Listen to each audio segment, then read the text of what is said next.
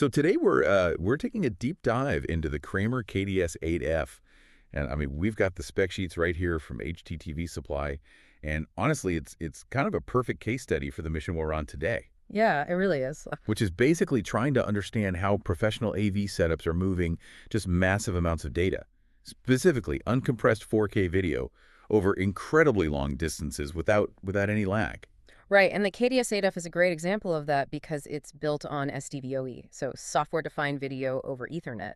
And specifically, it's pushing that protocol over fiber optic cables instead of your standard copper. Which feels like, I mean, it feels like the inevitable end game, right? Because we've all hit that wall with copper. You're capped at, what, 100 meters? Or you're dealing with compression artifacts just to squeeze 4K down a CT6 cable. Exactly. That's the core problem this solves. By using a 10G network interface, the unit provides the actual bandwidth you need to move full uncompressed 4K signals. But the hardware design itself is really interesting to me from an integration standpoint because it's a transceiver. It isn't just permanently fixed as a sender or a receiver, Right. You just configure it as an encoder or a decoder in the software based on what you need that day. which is huge for anyone managing inventory for a big job. You aren't stuck holding dead stock of transmitters when you suddenly realize you need 3 extra decoders. It simplifies the logistics immensely.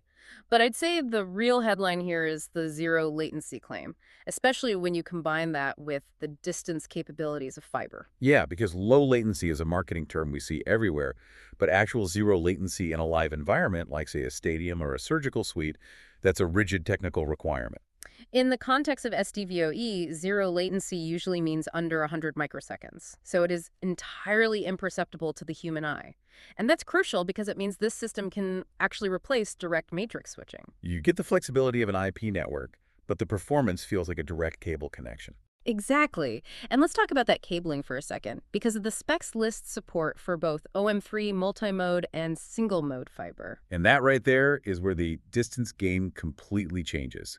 Because standard OM3 multimode gets you about 300 meters or roughly 980 feet. Which easily covers most large conference centers or university campuses. Right. But if you switch to single-mode fiber, you are looking at transmission ranges up to 30 kilometers. Yeah, which is roughly 18.6 miles. You are effectively decoupling the source from the destination entirely at that point. Without dropping packets or frames. You could literally have your secure server room in one building and the display in a completely different zip code. And because it runs on standard 10G managed switches, you aren't locked into some proprietary chassis size. If you need more ports, you just add another switch to the stack. Now, bandwidth is great, but we should look at what we're actually pushing through that pipe.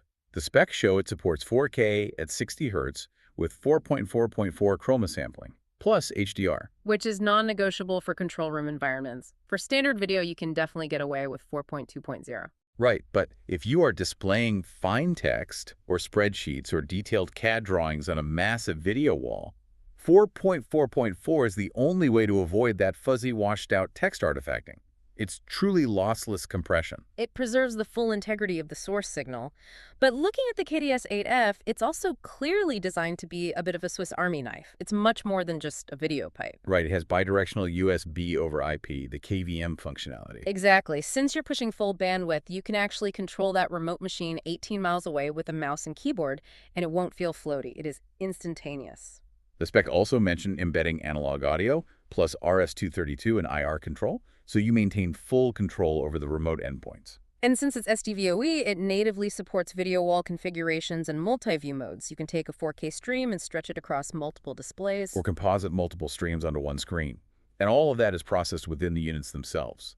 So essentially, the traditional matrix switch is now just software running on edge endpoints and a 10G switch. That is the big paradigm shift here. The intelligence has moved out to the edge devices. It really redefines what we even consider on-site for these large-scale venues. Which brings me to a final thought for you to mull over as we wrap up.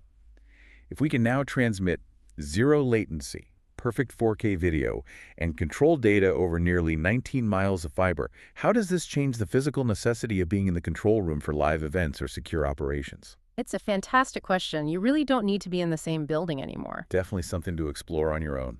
That's our deep dive for today. Thanks for joining us.